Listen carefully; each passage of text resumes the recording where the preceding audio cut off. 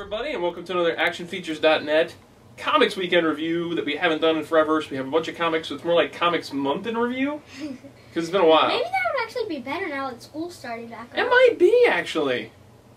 Maybe we should just go back to calling it Comics Rewind Reviews. Yeah. But we do record it on the weekends, so we can call it Weekend Reviews. But now that school's starting out, we may not have a chance to do these every single weekend. Right. Plus, we're not buying that many comics during the week right now anyway. Mm-hmm. As when we go through this pile, I mean, it's only... Let's see. I only got 2, 3, 4, 5, 6, 7, 8, 9, 10, 11 books. And that's like after like 4 weeks. Yeah, so I don't know. It might make more sense. I'm mainly just doing like trades and stuff. Yeah, you mostly want to read Batman stuff right now, and there's nothing really great Batman right now to read. So you've been going back and picking up trades and stuff like that. There was the 60s comic. That's the 60s comic's great, and issue 2 comes in this week. Okay, good. So we'll probably all do a review next weekend because you'll have read 60s and I'll have read 60s. And Let's just. Oh, sorry. Go ahead. No, go ahead. I forgot what I was going to say. Okay. Well, we're going to hop right in. I gave myself little cheat sheets as to which weeks these came out. And these are going to be fast. So I'm not going to go into super detail on all this stuff. Plus, I don't know how well I can remember all this stuff. We have a lot of videos to do. Yeah, we're going to try and do a bunch today.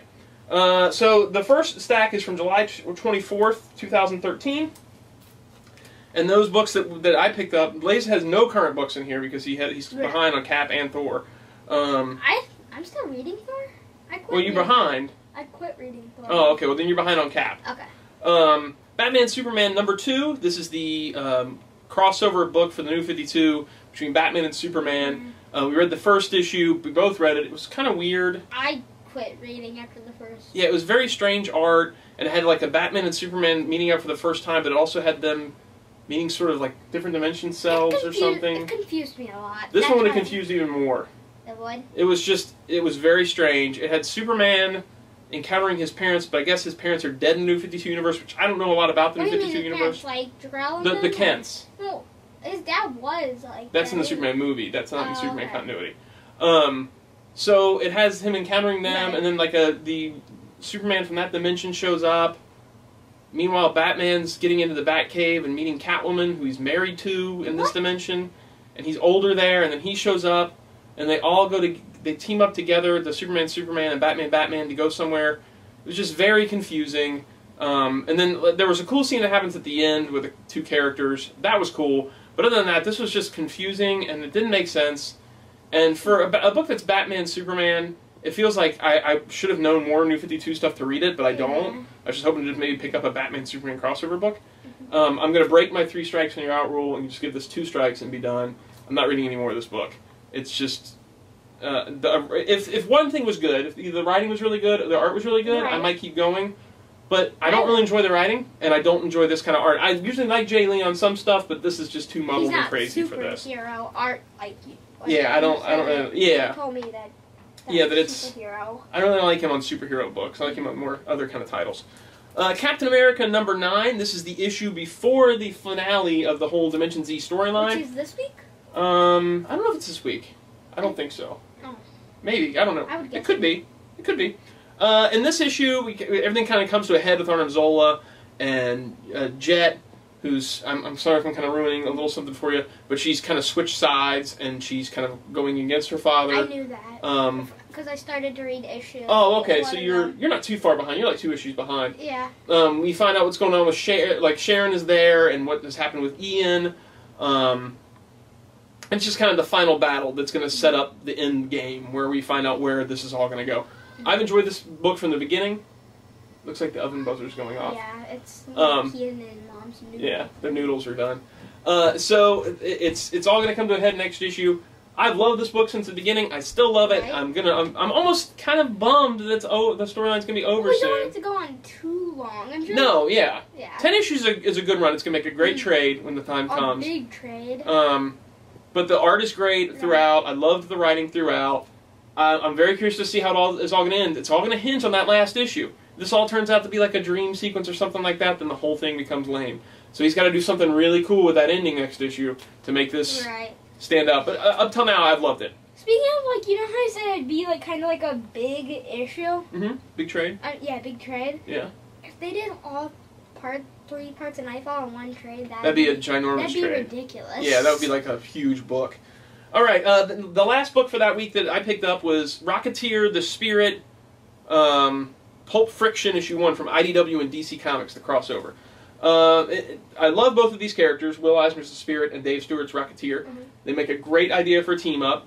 It starts off with this guy who's investigating, it's this television. Television is coming into being, and there's a guy that's kind of fighting against the regulations of it, and who is going to be deciding what goes to what people. I'm holding up 2 covers here. I got the variant cover and the regular issue. No, I got the Darwin Cook variant cover because I really liked it, and I also got the regular cover on this one. I think I like that one better. It's cool. Yeah, I try to get all the covers of Rocketeer that I can get. I love the Rocketeer. So this guy ends up being found dead by Betty, who's the Rocketeer's girl, and so the Spirit goes to investigate because it's come from his hometown. And of course, as most superhero crossovers start, they have a big fight between the Spirit and Rocketeer before they eventually realize that they're on the same team and they're both going into this investigation. There's some great interactions between Betty and the Spirit. It was a lot of fun. I loved the art. I loved the writing. It's Mark Waid writing it. Love the Rocketeer. That was my pick for that week. Even though I love Captain America, that Rocketeer Spirit book was just a ton of fun. So that was my pick for the July 24th books. Next up is the July 31st books, and that was just these 2, Adventures of Superman and Injustice. Adventures of Superman is the book, we've talked about this before, but it's the non-New 52 book where it's just reprinting digital stories of Superman, where if you just want to read some Superman books and not have to worry about this whole New 52 stuff. What I like about it is it's something you can just jump into. You can just jump in, yeah. But this and Legends of the Dark Knight. Modern comics just have to be a trade. They have to be a story. You got it, man. You got to read like 5 other issues to be able to read it. And this is not the case with Adventures of Superman and Legends of the Dark Knight. Maybe the stories sometimes aren't always the best, but you can just pick up those books and read them. Which is something that is sorely lacking in comics today. When I was a kid, you could just pick up a book and just read it. And even if it was in the middle of a crossover, you still could read it. But nowadays you can't do that. It made more sense then. I mean, and look at all this New 52 stuff. If you were a comic fan that's just getting back after 5 years, you'd be like, what is going on? Superman's got on jeans? So, anyway, in this issue, it's kind of just like a day in the life of Superman, and it's just going through all the stuff he does throughout the day, and he goes to like other planets and saves people. He has a thing with the Green Lanterns and with Darkseid, and there's just tons of stuff, and it's just all showing up throughout his day. And meanwhile, Lois has her day, and this storyline is, I guess, set in the time period where Luthor is going to become president. So she's interviewing Luthor. That's how it was in the Lego game. He was president? Yeah. He was trying to be president. Well, that's, I think, where this is taking place, before he becomes president. And it's just kind of cool to see their days, and then they, of course, come back together again at the end. I enjoyed it. I thought it was a lot of fun. One thing I was going to say, like, right after you said Superman wearing jeans now, I'm thinking it's just, like, the leader of his fan club now. Like, who is? The kid in jeans. I think it's a regular kid. Oh, it's a regular kid wearing jeans? Well, he's not. It was only when he first started in 52 that he had jeans, and now he's got another outfit. But I don't even care. The outfit's still a little It's strange. super lame. Injustice, you know what's funny is that everybody says underwear on the outside, that's so lame. So nobody has underwear on the outside in the New 52, it seems like. But their costumes are way more lame than underwear on the outside. Anyways, Injustice Gods Among Us #7. This is the comic that is tied into the Injustice game, and it's one of the best books coming from DC right now. In this issue, we get sort of Shazam's dilemma, or Captain Marvel's dilemma, as whether he should follow Superman and his new regime, and Billy Batson's kind of interviewing people about what's going on, and he sort of interviews himself, which is really fun. And it's cool because when we were playing the game, I'm kind of like, hey, why are all these guys falling under Superman and not even questioning it? It's cool to see them questioning it. And then in the backup stories, there's a whole storyline with Wonder Woman and some people, and there's another storyline where Batman kind of captures Hawkgirl, so it's kind of setting up things for a more overall story arc. I really enjoyed the Captain Marvel section of this. I would say that's my pick of that week. There's one other thing I wanted to say, like how you said underwear on the outside and how they didn't like that. That's all Robin wore for a while, and it's still cooler than that. Yeah, he just wore green underwear. But it's still cooler than all the New 52. It's still cooler, I agree, dude. Alright, so that moves us up to 8/7/2013. And that is 2 books that week as well, Legends of the Dark Knight and Shadow #16. Legends of the Dark Knight, this issue, just like that Adventures of Superman book, is one you could just pick up. It's not tied in the New 52. It's digital reprints of digital books, just random Batman stories throughout his... Digital prints or something you just go online to digital comics, yeah. Okay. Yeah. In this issue, it kind of reminds me of the POV episode of Batman Animated Series, where there's an event that happens, and it's getting different people's point of views of what happens. And it's like a stadium thing, and Batman shows up in the Batwing, basically, to stop Calendar Man from what he's doing. And we get the point of view of some of the bystanders. We get the Calendar Man's view of what happened, and we get Batman's view of what happened. Is Calendar Man a villain or he's a good villain? guy? No, Okay. he's a villain. And it's really cool. I've thoroughly enjoyed seeing each character's take on it. The art isn't the best, but I enjoyed this book. I thought it was a fun read. It was just a good Batman versus bad guy story with one of his rogues gallery that you don't see get a lot of play. What have you liked better so far, Batman or the Adventures? I think I've liked the Batman book better, but that's just maybe because I like Batman better than Superman. So that was fun. The Shadow number 16 just continues the story of Shadow versus the Light, I think the character's name is. Actually, can I say one thing about this? Yeah. This cover looks a little just kind of strange. It's a little strange. Yeah. Yeah. The cover could be better. The Shadow issue 16, it's continuing this Light storyline, which is this character that's dressed all in white. She looks like a nun, and she's taking out bad guys with lethal force, basically. And the Shadow's trying to figure out where she's coming from. She has an encounter with Margot Lane in this, because she thinks that Margot's sort of this center-type character that she needs to take out. Shadow comes to the rescue, and this is like coming off this biplane, which is kind of cool. And he has sort of a fight with her before she takes off. Not a lot happens in this issue, and it kind of just felt like almost it could have just been split into issues 15 and 17. I should probably know more about issue. Shadow to know who Margot Lane is, shouldn't I? You saw the movie. I fell asleep because we were in the basement. Remember, we were sleeping. Well, in the she's basement like his confidant and okay. right hand person, like his go-to person. She's one of his agents, but she's his most loyal agent. So this one was just kind of okay. I really enjoyed this book still, but I have to give it to Legends of the Dark Knight for that week because it was just a fun book. Whew! Which brings us up to the August 14th, 2013 releases. This is the last of the stack. First is Batman 23, the third part of the 0-year storyline, which is kind of telling the first year of... your eyes okay? Yeah. Okay. Which is the first year of the Batman New 52. Scott Snyder had said this does not replace year one. It's just kind of... but it basically is their take of year one, which I don't even know why they're calling it 0 year, because they're doing year one. But it's a way worse version of it. Yeah, I don't really enjoy it. I really didn't enjoy the last issue at all. This issue got a little bit better. It has that Red Hood gang, and they kind of just beat up Bruce Wayne pretty bad, to the point where he's almost dying. He has to drag himself back to Wayne Manor. He's having flashbacks to being a kid and being rescued from the cave by his dad. Edward Nygma has his encounter with, I guess it's his uncle. Oh, right. Again. Riddler was in that. Yeah, he's in this. And so he has an encounter with him because he had sent the guys to kill Bruce Wayne or something. And then Alfred comes back to stitch him up. And then we get basically their take on him, I shall become a bat type thing. I'm pretty sure I'm done with this book. That's your third strike? It wasn't that great. Wait, was he a jerk to Alfred again? No, not really. Okay. Not really. Because Alfred saved his life, so you can't really be a jerk to somebody that just saved your life. Well, 52 Batman probably could. He maybe could. It was okay. I mean, it wasn't great. It wasn't necessary to restart everything to do this, and it's not as good as year one. I mean, so if I want a year one, I'll just reread year one. Oh, and it's better. Here's the thing, my dad's doing like the 3-strike thing. Here's my thing. If I don't like a book, I won't read it, and it's lucky to get a second chance. If I you give it like one shot and that's it. Like, if I don't like a book, there's really no reason to keep reading it. There's no reason to keep reading it. You're right. There's all my cheat sheets. Okay, The Shadow, Green Hornet, Dark Knights #2. This is the Michael Uslan book that crosses over the Shadow and Green Hornet as they fight. And I'm going to tell you who the bad guy is because I didn't tell you last time. So I'm going to tell you now. It's Shiwan Khan, which I'm really glad they chose Shiwan Khan, which is the Shadow villain. He's in the movie. He's going to try and use this gem that he's trying to get back from the Shadow to sort of aid with the Nazis to take over the world. So this issue is just kind of like a lot of interaction between the Shadow and sort of Margot, and meanwhile Green Hornet and Kato. Shiwan Khan thinks that Green Hornet is a bad guy, and he's going to go to him and have him be his like American go-between, and they're going to take out the auto industry to kind of set things up for the Nazis to win.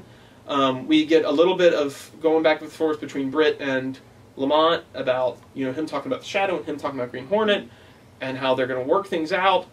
And so they're still kind of as go-betweens, and they still are not revealing their identities to each other. And then we have this encounter between Green Hornet and the Shadow at the very end of the book. Is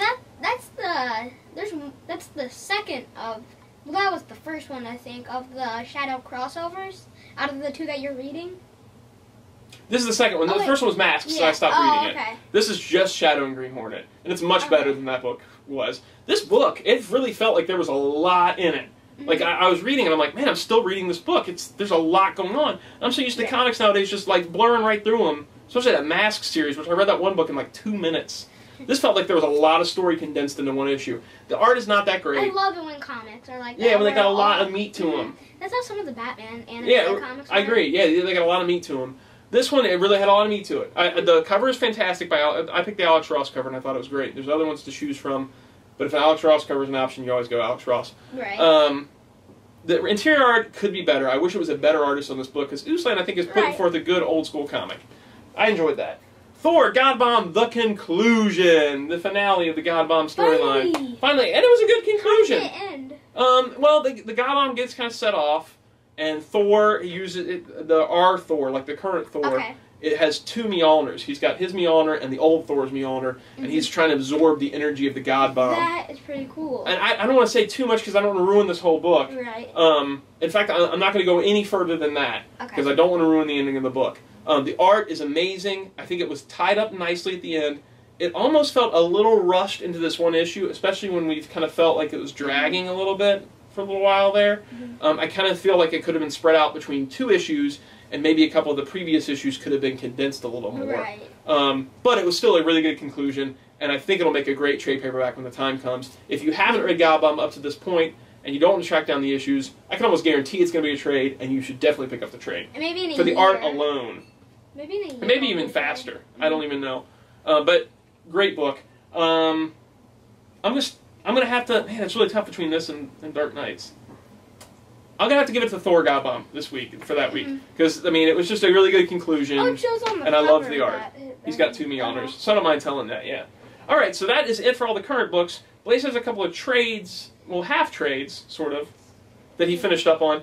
As you remember, he read Batman Death in the Family, and his version of Death in the Family only had Death in the Family in it. Right. But the current version of Death in the Family in trade paperback also includes A Lonely Place of Dying, which is the storyline that sets up Tim Drake, reveals him and his motivation for, you know, why he figures everything out and why he becomes Robin and all those different things. So he read A Lonely Place of Dying out of this trade. Lonely Place of Dying is available separately as a trade if you search eBay and stuff, but not anymore on its own. You can only get it as part of this trade paperback.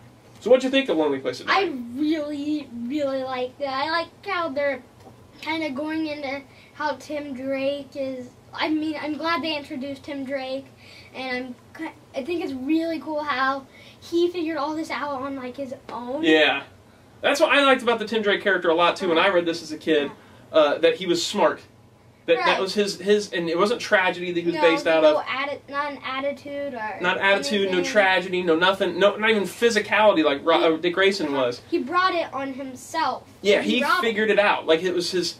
That's the side of Batman, the detective side. We didn't really see that reflected in Robin as much in either Dick Grayson or Jason Todd, but the detective side is really reflected in Tim Drake and set him apart as a different Robin than one of the 2 that had preceded him. And this storyline is really good because it involves, you know, him, you know, thinking that Batman has gone too far and he needs a Robin, and he doesn't even want to become Robin at first. He wants Nightwing to turn back into Robin, and he's not being selfish or doing it for himself or something. He wants Batman to have a lighter side, and when it becomes obvious that Nightwing is his own man and that Tim is proving himself, Batman's willing to at least give him a chance. That's really cool. Which I thought was great. But there's one thing I wanted to say. Oh, yeah, go ahead. You know how Dick Grayson, in like a lot of his comics and stuff, he's having like these flashbacks of the circus. I like how Tim Drake had his own little flashback about the circus. That they were tied together. Yeah, you know, really, I think that was really neat. Yeah. That both the Dick Grayson circus and him are tied into each other. Now, was that ever mentioned in anything? I was not like the name Tim Drake, but a kid taking a picture with him. No, I don't believe so. No, I think they kind of introduced that into the storyline. I think that's cool. It's very cool. I love how they tied that together. Very, very good. Very good trade. I wish it was available separately, kind of. It makes sense that it's in with Death in the Family, but a lot of people don't know it's in with Death in the Family. Like, if you wanted to read that storyline, you wouldn't automatically go, oh, it's in Death in the Family. Yeah, I wish it was available separately on a shelf. So did I. And now we're back. A long time ago, I did this on one of our comics weekend reviews. It was our first one. It was our first one? This was the Robin trade that it was out when I was a kid, and I bought it off eBay for like $1 or something like that. I thought it was no, it definitely wasn't just 1 cent. No, I don't think it was 1 cent. Maybe I don't remember. But it was super cheap. But it reprints the Robin miniseries. But before it reprints the Robin original miniseries, it has the 3-part storyline that I can't remember what it's called. Identity Crisis. That is kind of Tim's last kind of trial as just Tim before he becomes Robin. And he almost jeopardizes his chance at Robin. Blaze has started to read this trade because he's following up A Lonely Place of Dying. He's finished the 3-parter, but hasn't finished the Robin miniseries. But we thought we'd bring it down to talk about the 3-parter at least. What did you think about that 3-parter? I loved it. It was just... Wasn't it great? Yeah.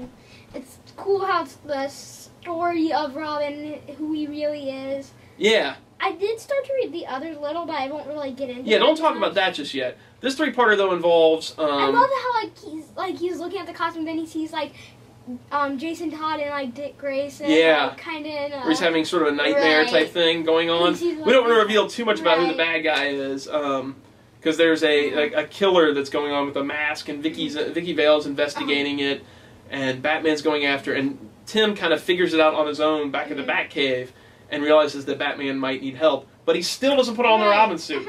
He knows he shouldn't do it, and he knows he's not supposed to, so he goes out with this kind of his own little thing going on. As much as we shouldn't say it is an older comic. It is an older comic, but I still don't want to ruin it. In case anybody hasn't read it, and want to read it. Yeah. And if you haven't read this, you really should. Yeah, and at the last page, and I don't mind showing you I like how he's kind of debating, Batman saying, "You're ready," and he's saying, "No, I don't want to put on all the thing to that suit." Oh, are you talking about from the Robin? No, I'm talking about from right here where he's talking about how I don't want that suit because. Oh yeah. He doesn't want to put on the old suit. Right. And so Batman presents him with the new suit, the '90s suit. I thoroughly enjoyed that storyline. I'm glad you did too, and I'm looking forward to you reading Robin because Robin is finishing off because that's one of my favorite movies of all time. So that is it. This was super long, and hopefully from now on it won't be this long. We won't be so far behind. We were sidetracked with all school stuff. And it's been a while since we got to do one, but I think you really enjoy doing the comic ones. I know you look forward to doing those.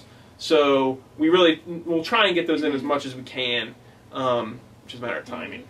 Okay, so we're gonna sign off on this, and we'll see you guys next time.